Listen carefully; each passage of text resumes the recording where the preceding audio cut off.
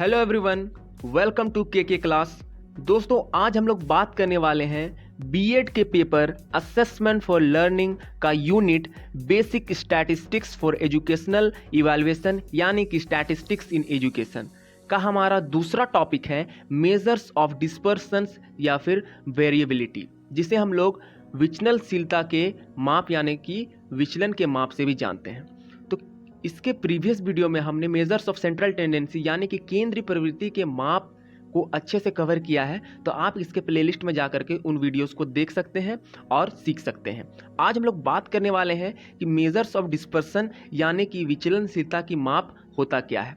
तो किसी भी आंकड़े का विचलन या फिर विचलनशीलता ज्ञात करने की बहुत सारी रीतियां हैं, लेकिन हमारे माइंड में एक क्वेश्चन जरूर स्ट्राइक कर रहा होगा कि विचलनशीलता क्या होती है, व्हाट इज डिस्पर्सन या फिर वेरिएशन। तो सबसे पहले हम लोग उसे क्लियर कर लेते हैं कि विचलन क्या होता है किसी भी आंकड़ा का, उसके बाद हम लोग इसके माप के बारे में अध्ययन करेंगे। तो चलिए सीखते हैं। सबसे पहले हम लोग देखेंगे कि विचलन क्या होता है या फिर किसी भी आंकड़े का विचलन क्या होता है, व्हाट इज वेरिएशन और डिस्पर्सन्स ऑफ डाटा। सबसे पहले मैं आपको एक एग्जाम्पल के थ्रू इसे समझाने का कोशिश करूंगा, उसके बाद इसे आप अच्छे से समझ जाएंगे। सबसे पहले हम लोग एक डाटा यहाँ पर लिए हुए हैं, जिसके पहले वाले कॉलम में मैंने क्या किया है, क्लास इंटरवल लिया है। उसके बाद इसे मैंने 4 समूह लिया हुआ है, ABCDEFG 6 समूह लिया हुआ है, 6 ग्रुप लिया हुआ है। ठीक है, इसमें सारे का जो एवरेज है, यहाँ पर आप देख पा रहे होंगे, सारे का जो एवरेज है वो 35 है। ठीक है, सारे का एवरेज 35 है। ठीक है, हम लोग जानते हैं किसी भी आंकड़ा का मीन उस आंकड़े को लीड करता है, उस आंकड़े का प्रतिनिधित्व बिंदु होता है। ठीक है, तो यहाँ पर आप देख पा रहे होंगे पहले वाले ग्रुप में, तो यहाँ पर देखिए 10, उसके बाद 2 जोड़ दिए 12, फिर 4 जोड़ दिए 16, फिर 8 जोड़ दिए 24, फिर रिवर्स हो जाएगा, फिर 8 घटा दिए 16, फिर 4 घटा दिए 12, फिर 2 घटा दिए 10। तो यहाँ पर हमें क्या दिख रही है, सिमिलैरिटी दिख रही है। इसका एवरेज 35 है, लेकिन यहाँ पर हमें क्या दिख रहा है, समजातीय गुण दिख रहा है। अब बात करते हैं हम लोग दूसरे डाटा के बारे में, ग्रुप बी में। ग्रुप बी में आप देख पा रहे होंगे कि यहाँ पर क्या है, 10, 10, 12, 28, 23, 12, 5। यहाँ पर कोई भी सिमिलैरिटी नहीं दिख रही है। तो यहाँ पर भले ही एवरेज 35 है, लेकिन यहाँ पर हमें कुछ भी समानता नहीं दिख रही, इसलिए इसको बोलेंगे हम लोग विषम जातीय डाटा। ठीक है, अगला आप डाटा देखिए, तो यहाँ पर आप क्या देख पा रहे होंगे कि 4, 6, 22, 37, 19, 9, 13। यहाँ पर जो अंकों का झुकाव है वो क्या हो रहा है, सेंटर पर है। अंकों का झुकाव जो है वो सेंटर पे है। ठीक है, अब इसके विपरीत अगर हम लोग इसके नेक्स्ट डाटा पर गौर करें, तो वहां पर आप देख पा रहे होंगे 20, 16, 12, 4, 12, 16, 20 समजातीय तो है, लेकिन इसके परिसीमा जो है, मतलब इसके अंत बिंदु जो है, उन पर झुकाव अंकों का ज्यादा है। मतलब इधर भी वो झुक रहा है या फिर इधर भी वो झुक रहा है, इसका फैलाव क्या है, परिसीमाओं की ओर है। आगे हम लोग बात करें इसके 5वें डाटा में, तो 5वें डाटा को आप देख सकते हैं कि 5वां जो डाटा है वो बहुत ही कम है। यहाँ पर इसके फ्रीक्वेंसी को जोड़ने पर 50 आ रहा है, जबकि अन्य डाटाओं पर क्या आ रहा था, 100। लेकिन भी इसका जो एवरेज है वो 35 ही है। ठीक है, और आखिरी वाला जो हमारा डाटा है वो है 0, 20, 20, 20, 20, 20 एंड 0, और इसे भी सम करने पर 100 आ रहा है, और इसका भी एवरेज 35 निकलता है अगर हम लोग इसका मध्य बिंदु ज्ञात करके इसका मीन निकालते हैं डायरेक्ट मेथड से। तो यहाँ पर सारे जो यहाँ पर आंकड़े हैं उनका माध्य तो सेम है, लेकिन सारे आंकड़े हमें या संकेत कर रहे हैं या हमें बता रहे हैं कि माध्य सेम रहने के बावजूद आंकड़ों की जो प्रवृत्ति है वो डिफरेंट है। किसी में समजातीय गुण है, किसी में विषमजातीय गुण है, किसी का झुकाव केंद्र की ओर है, किसी का फैलाव परिसीमाओं की ओर है, किसी का जो बारंबारता का योग है वो पहले वाले बारंबारता के आधा है, लेकिन एवरेज 35 है, और किसी में जो रेंज है वो बिल्कुल ही कम है, न्यूनतम है। तो यहाँ पर से हमें सिर्फ एक ही चीज समझने को मिल रहा है कि एवरेज मायने नहीं रखता है कोई भी आंकड़ा का संपूर्ण रूप से। वो प्रतिनिधित्व बिंदु तो जरूर ही आपको दे देता है, लेकिन यह कहना बिल्कुल गलत होगा कि वे पूरे आंकड़ा के प्रकृति को आपको बताता है और इसीलिए हम लोग क्या करते हैं, विचलन का माप करते हैं, जिससे कोई भी आंकड़ा के बारे में हमें संपूर्ण जानकारी मिल सके।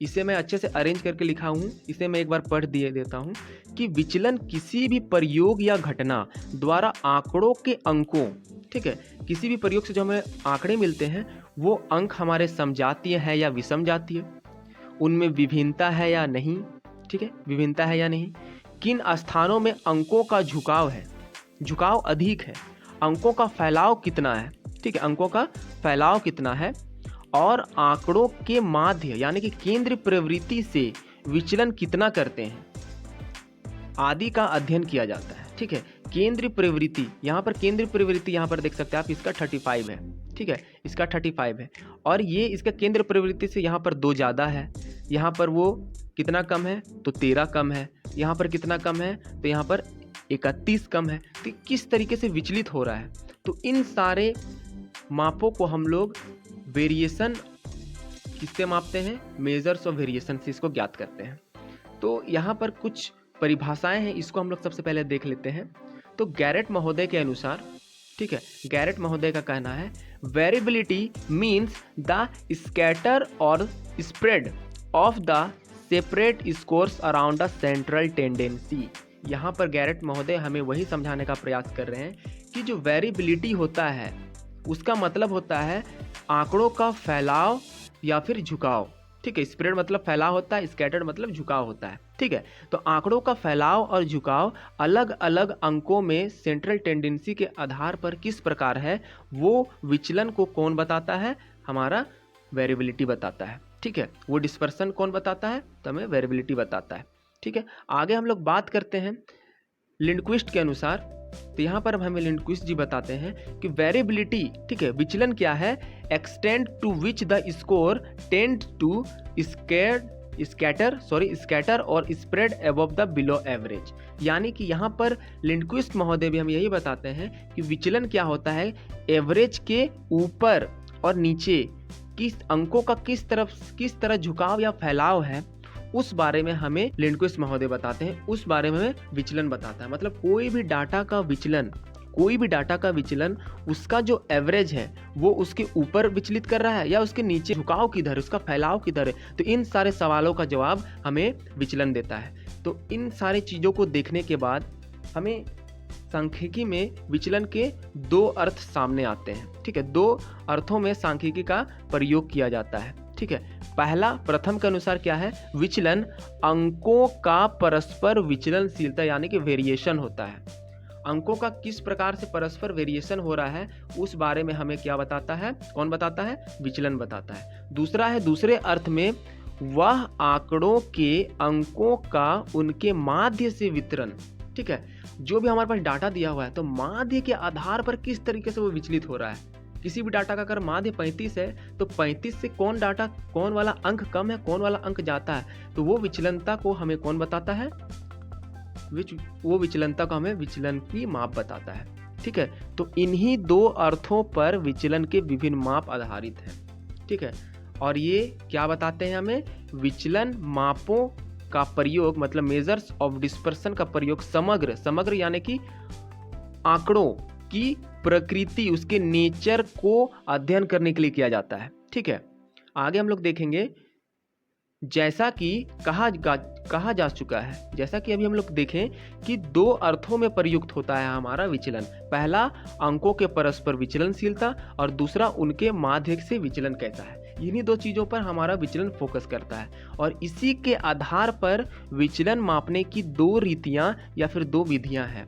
पहला जो विधि है उसको हम लोग बोलते हैं परिसीमा रीति यानी कि मेथड्स ऑफ लिमिट। इसमें हम लोग देखते हैं कि आंकड़ों का फैलाव किस प्रकार है, आंकड़ों का झुकाव किस प्रकार है। ये तो हमारा पहला था कि क्या था हमारा, कि आंकड़ों का विचलन किस प्रकार है, वो हमें इस विधि द्वारा प्राप्त होता है। दूसरा, माध्य से वितरण कैसा है, मतलब विचलन माध्य रीति, मेथड्स ऑफ एवरेजिंग डेविएशन। इसमें हम लोग माध्य के आधार पर जो भी आंकड़ा दिया हुआ है उसका विचलन किस प्रकार से ज्ञात कर सकते हैं, विचलन क्या है वो चीज़ हमें ये बताता है। तो अब हम लोग यहाँ तक समझ चुके हैं कि विचलन क्या होता है और विचलन की माप को हम लोग कैसे फाइंड करते हैं। तो मैं फिर से एक बार रिकैप कर देना चाहूँगा। हम लोग देख रहे हैं मेजर्स ऑफ डिस्पर्सन यानी कि वेरिएशन, ठीक है। तो वेरिएशन का मतलब ये होता है कि कोई भी आंकड़ा में अंकों का किस तरह से फैलाव है, किस तरह से उसका झुकाव है, वो समजातीय है या फिर वो विषम जातीय है। उन सारे क्वेश्चंस का आंसर हमें देता है विचलनशीलता का माप यानी कि मेजर्स ऑफ डिस्पर्सन। और इसे ज्ञात करने के हमारे पास दो विधि हैं। पहला है परिसीमा रीति, जिसमें हम लोग range, semi inter quartile range और क्वार्टाइल डेविएशन यानी कि चतुर्थांश विचलन, और दूसरा हमारा है विचलन माध्य रीति, जिसमें हम लोग मीन डेविएशन, स्टैंडर्ड डेविएशन, और आखिरी हमारा है कोफिशिएंट ऑफ वेरिएशन यानी कि V, जिसे हम लोग विचलन गुणांक के भी नाम से जानते हैं। तो अगले वीडियो में हम लोग देखेंगे कि रेंज क्या होता है। इसके हम लोग इस वाले पोर्शन को कवर करेंगे, रेंज और क्वार्टाइल डेविएशन को। तो आज के लिए इतना ही, अगले वीडियो में फिर मिलते हैं। धन्यवाद, जय हिंद।